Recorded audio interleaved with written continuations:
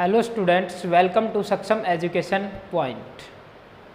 Today we are going to start a new chapter, periodic classification and periodic properties. तो आज हम जो chapter start करने जा रहे हैं क्लास 11th के लिए भी है ये और क्लास 10th के लिए भी, तो वो है हमारा क्लासिफिकेशन ऑफ पीरियोडिक टेबल। अगर हमारे को केमिस्ट्री सीखनी है तो उसके लिए हमारे को ये चैप्टर आना चाहिए। ये केमिस्ट्री सीखने के लिए सबसे बेसिक चैप्टर है। अगर ये क्लासिफिकेशन ऑफ पीरियोडिक टेबल के बारे में हमारे को नॉलेज नहीं है तो हमारी केमिस्ट्री स्ट्रॉन्ग नहीं हो सकती। जैसे हम इंग्लिश सीखते हैं तो इंग्लिश के लिए हमारे को क्या ज़रूरी है, अल्फ़ाबेट आने चाहिए। अगर ABCD आएंगी तो ही हम इंग्लिश सीख सकते हैं। अगर हमारे को पीरियोडिक टेबल आती है तो ही हम केमिस्ट्री बढ़िया कर सकते हैं, स्ट्रॉन्ग कर सकते हैं। तो हम स्टार्ट करेंगे periodic classification and periodic properties. तो देखो, जब 1865 में हमारे पास कितने एलिमेंट थे, 31 एलिमेंट्स डिस्कवर थे। उस टाइम 31 एलिमेंट्स क्या थे, डिस्कवर थे। लेकिन प्रेजेंट में जो एलिमेंट हैं, प्रेजेंट में जो एलिमेंट हैं वो हैं 118, मतलब कि 118 एलिमेंट डिस्कवर हो चुके। अब 1865 में 31 एलिमेंट थे, प्रेजेंट में 118 एलिमेंट्स हैं प्रेजेंट, मतलब कि डिस्कवर हो चुके। अब इन्हीं के बेस पे देखो, अगर हमारे को 118 एलिमेंट है और पहले जब डिस्कवर हुए थे 1865 में तो उस टाइम से 31 एलिमेंट्स, तो हर एलिमेंट की अलग अलग प्रॉपर्टी होती है। तो हम 118 एलिमेंट जो हैं उन सभी की प्रॉपर्टी अलग अलग याद नहीं रख सकते। अगर याद कर भी लिया तो कुछ टाइम बाद क्या हो जाएगा, भूल जाएंगे उसको। तो इन्हीं के एलिमेंट्स की प्रॉपर्टीज़ को इजी तरीके से याद रखी जा सके और जिनकी प्रॉपर्टी सेम है उनको अलग ब्लॉक में, ग्रुप में या फिर पीरियड में क्या कर दें, अरेंज कर दें। तो जिन जिन की प्रॉपर्टी सेम है उनको एक ही ग्रुप में अरेंज कर दें या फिर एक ही ब्लॉक में अरेंज कर दें या फिर एक ही पीरियड में, तो उनकी जो प्रॉपर्टीज़ हैं वो आसानी से क्या कर सकते हैं, हम मेमोराइज कर सकते हैं, मतलब कि याद रख सकते हैं। तो इसीलिए हमारे को ज़रूरत पड़ी पीरियोडिक टेबल की। देखो, अगर मैं जिस क्लास में पढ़ा रहा हूँ उस क्लास में मान के चलो 100 बंदे हैं और उन 100 के नाम मैं याद नहीं रख सकता। अगर याद कर भी लिए तो 1-2 दिन बाद क्या हो जाएंगे, वो याद नहीं रहेंगे। तो अगर जिनके नाम 100 बंदे हैं स्टूडेंट्स, अगर उनमें से 100 में से जिनका नाम अल्फ़ाबेटिकल ऑर्डर से, जिसका नाम A पे आता है उसको इस रो में बैठा दिया, जिसका B है उसकी अलग से रो बना दी, C की अलग से, ऐसे ही मैंने A से Z तक अलग अलग रो बना दी। जिनका A अल्फ़ाबेट से स्टार्ट होता है नाम, उनकी अलग रो है, B वालों की अलग है। तो अब उनको अलग अलग बैठाना, ज़्यादा से ज़्यादा क्या होगा, 4 से 5 स्टूडेंट्स मिल सकते हैं एक ही नाम के। तो अब इस रो में मेरे को पता है सारे A नेम वाले स्टूडेंट्स बैठे हैं, तो उनको मैं आसानी से याद रख सकता हूँ, क्योंकि याद करना क्या हो जाएगा, ईजी हो जाएगा। और एक ऐसे ही बैठा रखे हैं पूरे 100 बंदे, तो उनको याद करना मुश्किल है। तो इसी तरीके से अलग अलग रो बना दी मैंने अल्फ़ाबेटिकल ऑर्डर से, तो उन सभी स्टूडेंट्स का मैं ईजी तरीके से नाम याद रख सकता हूँ। तो इसीलिए हमारे को ज़रूरत पड़ी थी पीरियोडिक टेबल की, क्योंकि एलिमेंट्स की प्रॉपर्टी याद रखी जा सके। तो देखो, प्रेजेंट में एलिमेंट हैं 118 एलिमेंट। अब यहाँ से 118 जो एलिमेंट्स हैं, इन 118 एलिमेंट्स में 92 जो एलिमेंट्स हैं, 92 जो एलिमेंट्स हैं वो हैं नेचुरल एलिमेंट्स हैं 92, मतलब कि यूरेनियम तक। और बाकी जो बच गए 92 से 93 से 118 तक, इन्हीं को हम बोलते हैं आर्टिफिशियल या फिर सिंथेटिक एलिमेंट। तो ये जो एलिमेंट हो गए, ये हो गए 26। तो ये सारे क्या हैं, आर्टिफिशियल और सिंथेटिक एलिमेंट्स, या फिर इनको बोल सकते हैं मैन मेड एलिमेंट्स। तो उसके बाद देखो, इन्हीं को हम बोलते हैं, क्योंकि आफ्टर किसके बाद आते हैं, ये आफ्टर यूरेनियम के बाद आते हैं, तो इसीलिए इनको बोला जाता है ट्रांस यूरेनियम एलिमेंट्स के नाम से भी इनको जाना जाता है। तो तुम्हारे को ये ध्यान रखना है, प्रेजेंट में जो 118 एलिमेंट हैं उनमें से 92 नेचुरल एलिमेंट हैं जो हमारे को अर्थ क्रस्ट वगैरह मतलब ओर की फॉर्म से मिलेंगे। तो हम एक चैप्टर पढ़ेंगे 12th में मेटलर्जिकल, और आप 10th में भी पढ़ के आए होंगे मेटलर्जिकल प्रोसेस या मेथड तो वहाँ और की फॉर्म में मिलेंगे या फिर उनको हम प्योर फॉर्म में रिफाइनिंग वगैरह करके करते हैं। तो यहाँ से नेचुरल जो एलिमेंट्स हैं वो 92 हैं, आर्टिफिशियल हैं वो हैं 26। आफ्टर 92 के बाद जितने भी एलिमेंट्स हैं वो सारे क्या हैं आर्टिफिशियल। तो देखो उसके बाद ये कर लिया हमने, और इन्हीं को बोलते हैं ट्रांस यूरेनियम एलिमेंट्स। अब जो पीरियोडिक टेबल है, मैंने बताया क्यों ज़रूरत पड़ी इसकी, तो मैंने अभी बताया था इनको मेमोराइज करना मुश्किल है, तो इसीलिए हमारे को पीरियोडिक टेबल बनाने की ज़रूरत पड़ी। तो सबसे पहले तो क्वेश्चन बनता है, 1 नंबर में एग्जामिनर क्वेश्चन पूछ सकता है, why do we need to classify elements. ठीक है, कि हमारे को एलिमेंट्स को क्लासीफाई करने की ज़रूरत क्यों पड़ी।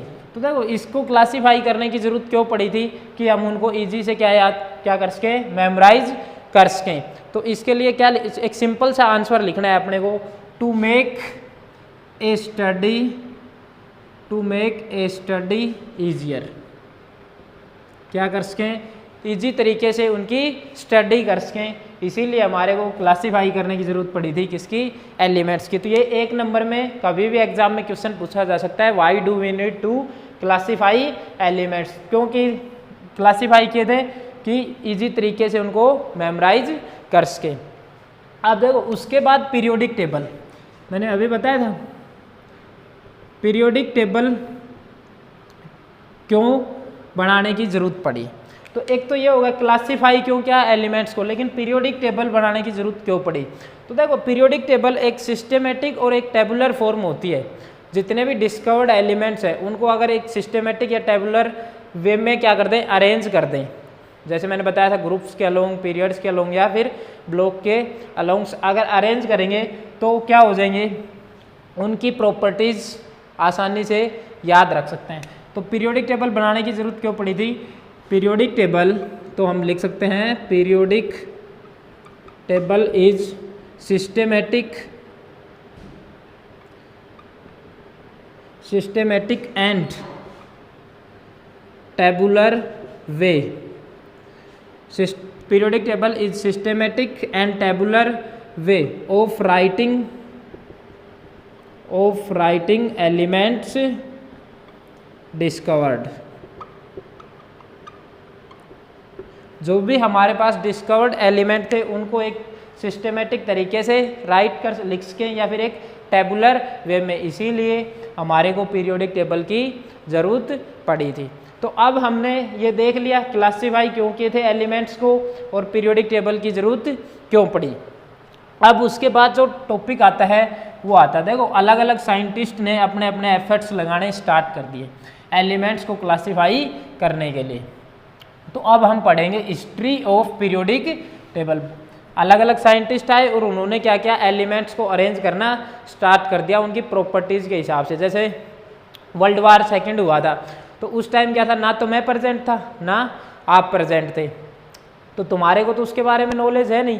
अब जिस टाइम वर्ल्ड वार सेकंड के दौरान जो प्रेजेंट थे तो उन्होंने क्या देखा, वर्ल्ड वार को देखा, तो उसके बारे में अलग अलग उसके मॉडिफाई करके लोगों को बताया।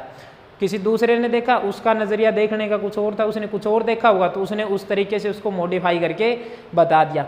ऐसे ही साइंटिस्ट आए, उन्होंने एलिमेंट्स को देखा, जैसा उनको लगा, जैसा उनको दिखाई दिया उसी तरीके से उन्होंने एलिमेंट्स को अरेंज करना स्टार्ट कर दिया, मतलब कि क्लासीफाई करना स्टार्ट कर दिया।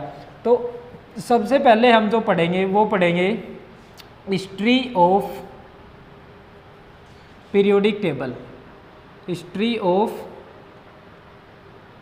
Periodic table.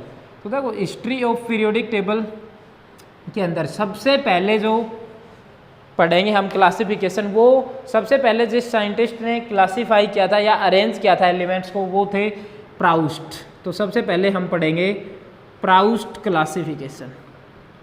Proust classification. तो देखो प्राउस्ट ने क्या बताया था, प्राउस्ट ने बताया था कि जितने भी एलिमेंट्स हैं उनकी प्रॉपर्टी हाइड्रोजन से मिलती जुलती हैं और सेकंड वो सारे किससे, हाइड्रोजन से ही बने होते हैं। तो प्राउस्ट ने सिर्फ यही बात कही थी कि जितने भी एलिमेंट्स हैं उन सब की प्रॉपर्टी हाइड्रोजन से मिलती जुलती है और वो सारे हाइड्रोजन से बने हैं। तो प्राउस्ट क्लासिफिकेशन ने बताया था, तो इसको लिख सकते हैं according to Proust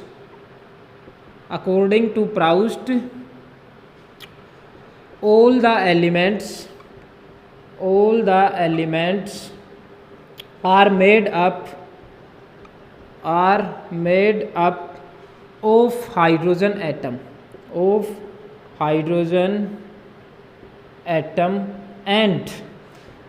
and their properties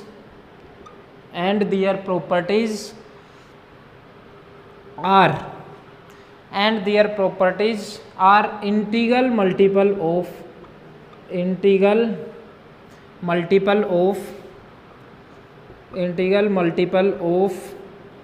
hydrogen. तो उसने यही बताया था कि जितने भी एलिमेंट्स हैं वो सारे किससे मिलके बने हुए हैं, हाइड्रोजन एटम से, और उनकी प्रॉपर्टीज हैं वो क्या हैं, हाइड्रोजन के इंटीग्रल मल्टीपल हैं। तो उसने यही बताया था प्राउस्ट ने। अब तुम्हारे को ये तो पता है ये बात क्या थी, गलत थी, क्योंकि हाइड्रोजन की प्रॉपर्टी तो किसी भी एलिमेंट से मैच नहीं करती, इसीलिए तो इसको पीरियोडिक टेबल में एक अलग से जगह दी गई है, सबसे टॉप में अरेंज इसीलिए किया गया कि ये एक प्रकार से एक्सेप्शन है, इसकी प्रॉपर्टी किसी से भी मैच नहीं करती, इसीलिए इसको पीरियोडिक टेबल में अलग से रखा गया है। तो ये था प्राउस्ट क्लासिफिकेशन। इसने क्या बताया था, all the elements are made up of hydrogen atom and their properties are integral multiple of hydrogen. तो ये बात तो उसकी क्या थी, गलत थी। तो इसलिए प्राउस्ट का जो क्लासिफिकेशन था वो क्या हो गया था, डिस्कार्ड हो गया था, या उसको बोल सकते हो रिजेक्ट हो गया था। किसकी वजह से, क्योंकि हाइड्रोजन की प्रॉपर्टी किसी भी एलिमेंट से मैच नहीं करती। तो ये था प्राउस्ट क्लासिफिकेशन। नेक्स्ट जो क्लासिफिकेशन है, सेकंड जो साइंटिस्ट आया उसने अलग तरीके से बताया, वो सेकंड था लेवेजियर क्लासिफिकेशन। सेकंड जो क्लासिफिकेशन था वो था लेवेजियर क्लासिफिकेशन। अब लेवेजियर क्लासिफिकेशन ने क्या किया, जितने भी नॉन एलिमेंट्स थे उस टाइम उसको दो पार्ट्स में डिवाइड कर दिया, एक तो मेटल और एक नॉन मेटल। मेटल को इस साइड में रख दिया, नॉन मेटल को इस साइड में। तो उसने दो टाइप्स में जितने भी नॉन एलिमेंट्स थे टू ग्रुप्स में डिवाइड किए, मेटल और नॉन मेटल्स। अब मेटल्स क्या होती हैं, हार्ड होती हैं, उनका मेल्टिंग एंड बॉइलिंग पॉइंट भी क्या होता है, हार्ड। नॉन मेटल्स सॉफ्ट भी होती हैं और उनका मेल्टिंग एंड बॉइलिंग पॉइंट क्या होता है, लो। दूसरा, मेटल्स जनरली सॉलिड फॉर्म में ही एग्जिस्ट करती हैं, एक्सेप्शन तुम्हारे को पता है मरकरी। लेकिन नॉन मेटल्स जो होती हैं वो सॉलिड फॉर्म में भी एग्जिस्ट करती हैं, गैस में भी करती हैं और लिक्विड में भी। तो उसने जो क्लासिफिकेशन किया वो क्या, लेवेजियर ने मेटल और नॉन मेटल्स, इसका जो क्लासिफिकेशन था उस टाइम के हिसाब से सही था। लेकिन जैसे ही डिस्कवरी हुई किसकी, मेटलॉइड्स की, तो इसका जो क्लासिफिकेशन था वो क्या हो गया, रिजेक्ट हो गया, मतलब कि डिस्कार्ड हो गया। तो इसने क्या बताया था क्लासिफिकेशन में, इसने बताया था लेवेजियर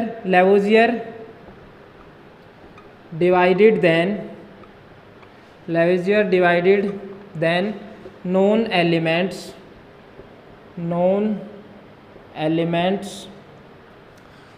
known elements into two groups.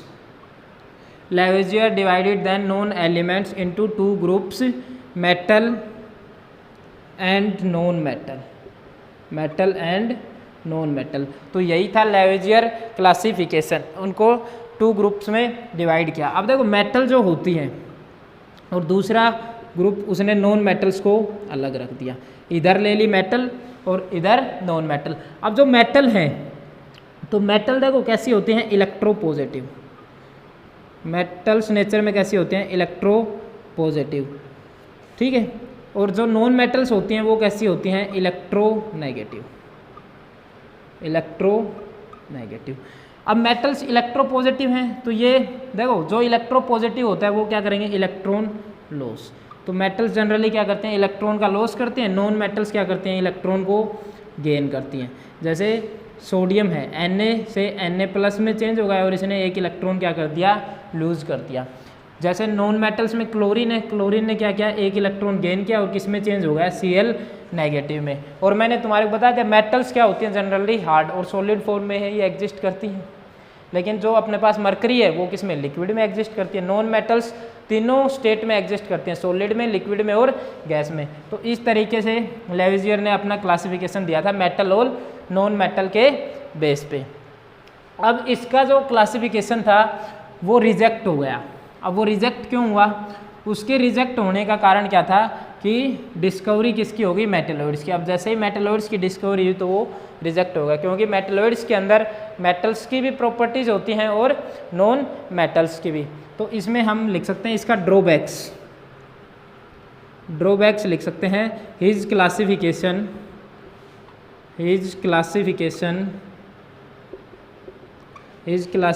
Was rejected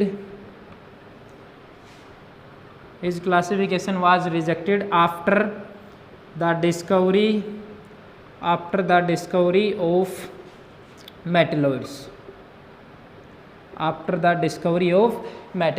अब देखो जो मेटलॉइड्स हैं, जैसे ही मेटलॉइड्स की, अब इनके अंदर क्या होती हैं, प्रॉपर्टीज होती है किसकी, मेटल की भी और नॉन मेटल की।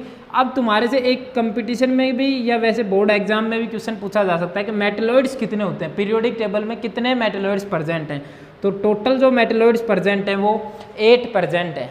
ध्यान रखना, जब हम आगे मॉडर्न पीरियोडिक टेबल पढ़ेंगे तो उसमें मैं आपको बताऊँ भीगा। टोटल 8 जो लास्ट मेटलॉइड्स हैं वो है पोलोनियम और एस्टेटाइन। ठीक है, ये लास्ट क्या है, मेटलॉइड्स। उससे पहले तुम्हारे को पता होगा बोरोन, सिलिकॉन, आर्सेनिक, ये तो लास्ट वाले ध्यान रखना, पोलोनियम और एस्टेटाइन। तो टोटल जो मेटलॉइड्स हैं वो पीरियोडिक टेबल में हैं 8। आगे चल के मैं इनके बारे में बताऊंगा कौन कौन से हैं। वैसे तुम देख भी सकते हो मेटलॉइड्स के, अगर यहाँ मेटलॉइड्स हैं तो इस साइड में क्या है, नॉन मेटल, और इस साइड में क्या है, मेटल। और इनके एग्जैक्ट फॉर्म से बनी होती है। जब आप बुक खोल के देखोगे या फिर पीरियोडिक टेबल देखना तो उसमें इस टाइप से होते हैं, ये इस टाइप से तुम्हारे को अरेंज मिलेंगे पीरियोडिक टेबल के अंदर। तो यहाँ टोटल सबसे ऊपर क्या आता है, बोरोन, और लास्ट में क्या आता है, एस्टेटाइन, और यहाँ पोलोनियम। तो इस तरीके से तुम्हारे को पीरियोडिक टेबल में देखेंगे। तो टोटल जो होते हैं मैंने बता दिया, क्योंकि बुक में पोलोनियम और एस्टेटाइन शायद नहीं मिलेगा, किसी बुक में पोलोनियम मिल जाएगा लेकिन एस्टेटाइन नहीं मिलेगा। तो ये ध्यान रखना, तुम वहाँ टोटल वहाँ बुक से देखोगे तो या तो 6 मिलेंगे या 7, लेकिन टोटल क्या होते हैं 8, ये 2 और होते हैं लास्ट में। और बिस्मिथ मेटलॉइड्स नहीं है, कुछ बुक्स में बिस्मिथ को मेटलॉइड्स बता रखा है, लेकिन बिस्मिथ एक पुअर मेटल है, ना कि मेटलॉइड्स है। तो ये ध्यान रखना। अब जो थर्ड साइंटिस्ट आया वो था डोबनियर ट्राइड्स। उसने जो अपना एलिमेंट्स को क्लासीफाई किया था वो किसके बेस पे किया था, ट्राइड्स के बेस पे। अब जो नेक्स्ट थर्ड क्लासिफिकेशन है वो है डोबनियर ट्राइड्स। डोबनियर ट्राइड्स ने अपना लो दिया था। उसने देखो ट्राइड्स क्या होते हैं, सबसे पहले तो ट्राइड्स जो होता है वो होता है ग्रुप ऑफ 3, मतलब कि 3 के ग्रुप को ही क्या बोलते हैं हम, ट्राइड्स। मतलब कि 3 एलिमेंट्स का उसने क्या बनाया था, ग्रुप्स, और उसी को नाम दिया था ट्राइड्स। मतलब कि ग्रुप ऑफ 3 को ही क्या बोलते हैं, ट्राइड्स। अब डोबनियर ट्राइड्स ने सबसे पहले जो एलिमेंट्स अरेंज किए थे किसके बेस पे किए थे, इंक्रीजिंग ऑर्डर के बेस पे। अरेंज इसमें लिख सकते हो, arrange the increasing order of atomic mass. उसने जो एलिमेंट्स मतलब कि 3 एलिमेंट्स का जो ग्रुप बनाया था वो किसके बेस पे बनाया था, increasing order of atomic mass के बेस पे। ये ध्यान रखना, ग्रुप ऑफ 3। तो देखो वैसे ट्राइड्स तो तुम एटॉमिक नंबर के बेस पे बना के दिखा सकते हो, लेकिन उसने बताया था एटॉमिक मास के बेस पे। तो ये ध्यान रखना, 1 नंबर में क्वेश्चन पूछा जा सकता है ये। तो ग्रुप्स ऑफ 3 को क्या कहेंगे हम, डोमिनेट। देखो किस तरीके से, फॉर एग्जांपल लेके बताता हूँ मैं। जैसे लिथियम, सोडियम और पोटासियम। लिथियम का एटॉमिक मास होता है 7, सोडियम का होता है 23, और जो पोटासियम है इसका होता है 39। तो इसने क्या किया, जो टर्मिनल एलिमेंट्स हैं, देखो ये फर्स्ट वाला और ये लास्ट वाला, मतलब कि एंड वाले दोनों एलिमेंट्स या फिर टर्मिनल एलिमेंट्स, इनके मास को क्या कर दिया, सम कर दिया और उनका क्या निकाला, एवरेज या फिर क्या बोल सकते हैं, मीन।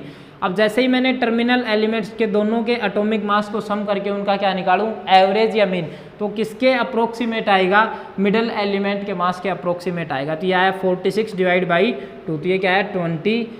देखो एग्जैक्ट नहीं बताया उसने ये कहा था कि जो मिडल एलिमेंट उसके क्या आएगा, अप्रोक्सीमेट आएगा, इन दो टर्मिनल एलिमेंट्स का एवरेज या मीन निकालेंगे, तो वो अप्रोक्सीमेट आएगा मिडल के, तो इसी ने लिए मतलब ग्रुप ऑफ 3। तो यहाँ से जो टर्मिनल एलिमेंट्स होंगे उनके एटॉमिक मास का एवरेज निकालेंगे, तो किसके एटॉमिक मास के अप्रोक्सीमेट आएगा, मिडल एलिमेंट के एटॉमिक मास के अप्रोक्स आएगा। तो इस तरीके से उसने स्पेसिफाई किया था और उसने अपने ट्राइड्स दिए थे। अब तुम्हारे को एनसीईआरटी में ज़्यादा से ज़्यादा क्या मिलेंगे, 3 से 4 ट्राइड्स मिल जाएंगे, लेकिन इसने 5 से 7 ट्राइड्स बनाए थे और वो मैं आपको बताऊँगा। तो ये तो डोबनियर ट्राइड्स मतलब कि किसके बेस पे थे, एटॉमिक मास के बेस पे किस तरीके से ट्राइड्स बताए थे ये मैंने बता दिया। कोई भी 3 एलिमेंट्स लिए, मतलब कि एक कॉन्जुगेटिव एलिमेंट्स लिए थे, ये भी ध्यान रखना, ये नहीं ऐसे ही जो एक कहीं फर्स्ट ग्रुप का उठा लिया मॉडर्न पीरियोडिक टेबल 1 सेकंड का, उसने एक ही ग्रुप के मतलब कि कॉन्जुगेटिव एलिमेंट्स लिए 3 और उनके क्या किए, एटॉमिक मास एवरेज निकाला मिडल, मतलब कि दो जो टर्मिनल एलिमेंट्स थे उनके जो टर्मिनल एलिमेंट्स का क्या निकाला, एवरेज या मीन निकाला एटॉमिक मास का, और वो किसके अप्रोक्स आ रहा था, मिडल एलिमेंट के। तो ये ध्यान रखना कॉन्जुगेटिव एलिमेंट ही उसने लिए थे। तो देखो अब उसके बाद इसने अपने क्लासिफिकेशन में बताया क्या था, तो इसने अपने क्लासिफिकेशन में बताया था, देखो मैंने अभी जो बताया वही चीज़ बताई थी, तो इसको लिख सकते हैं हम, he arrange the elements group of 3, he arranged the elements group of 3 such that the atomic mass of middle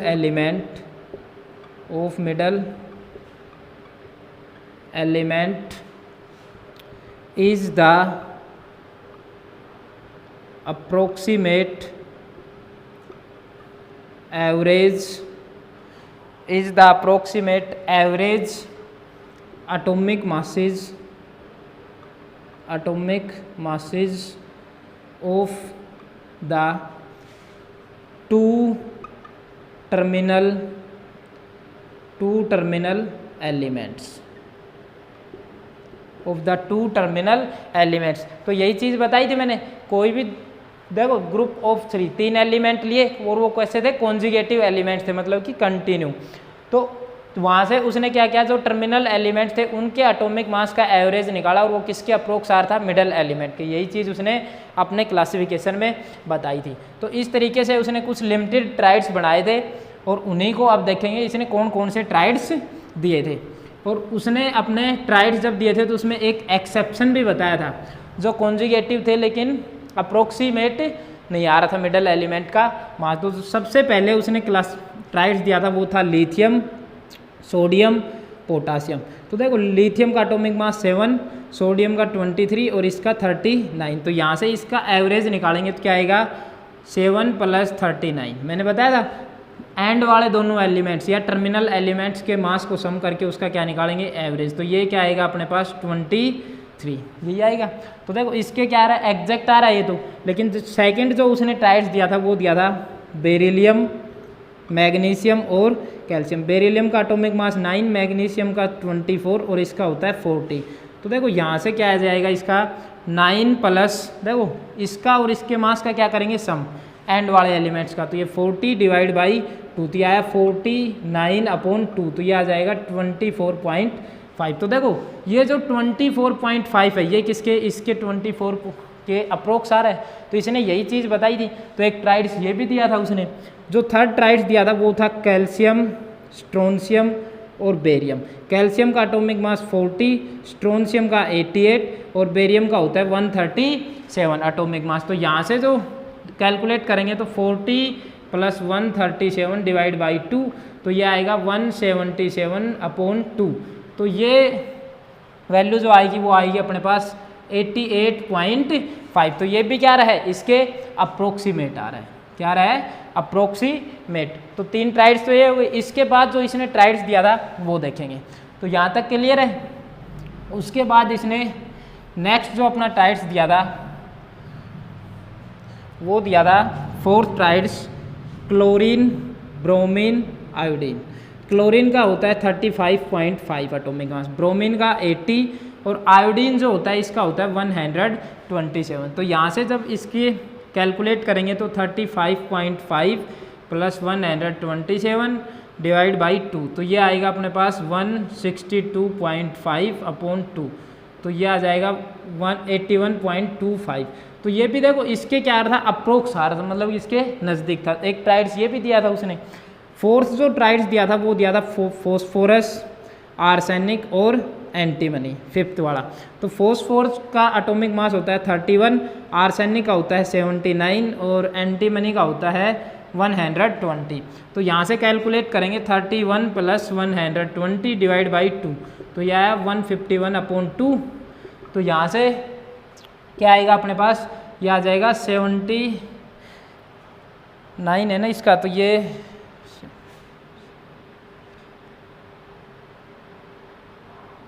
79.5। तो ये आर्सेनिक का होता है अपने पास, 1 मिनट, इसका होता है 75।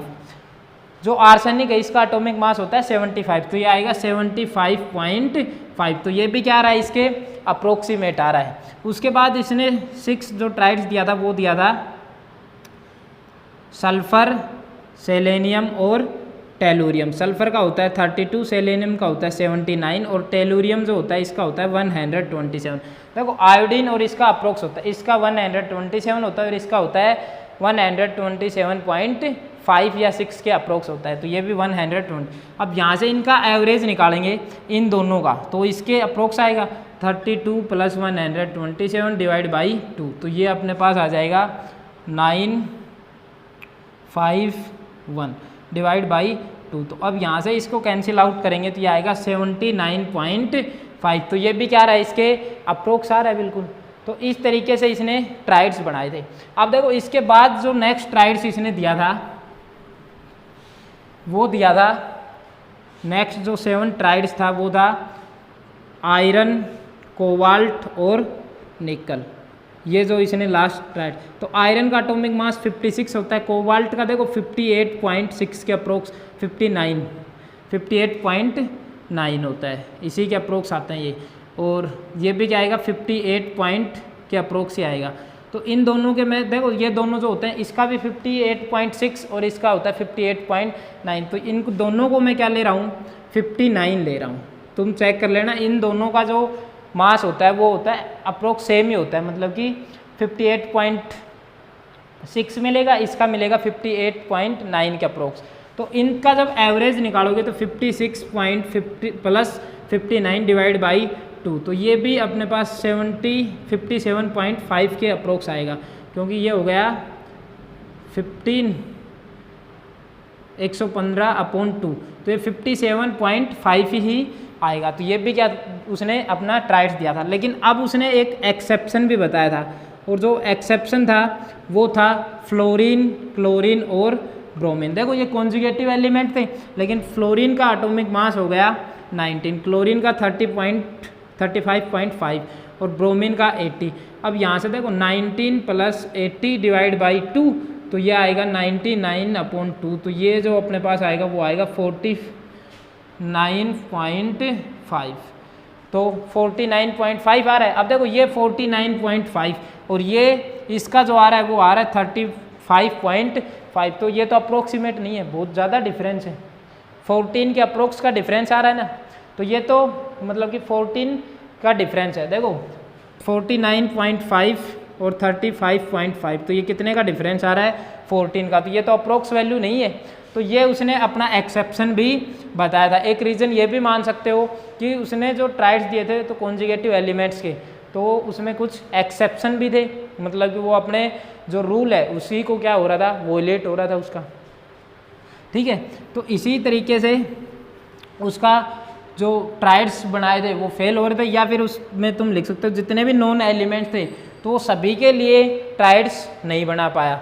तो उसके ड्रॉबैक्स में लिख सकते हो, ड्रॉबैक्स में एक रीजन लिख सकते हो तुम, he could form limited triads, he could form limited triads, he could form limited triads. तो उसने क्या किया था, लिमिटेड ट्राइड्स ही बना पाए थे। और ये एक्सेप्शन ध्यान रखना, ये उसने अपना एक्सेप्शन भी बताया था। तो आज हमने इस वीडियो में कवर किए हैं 3 क्लासिफिकेशन।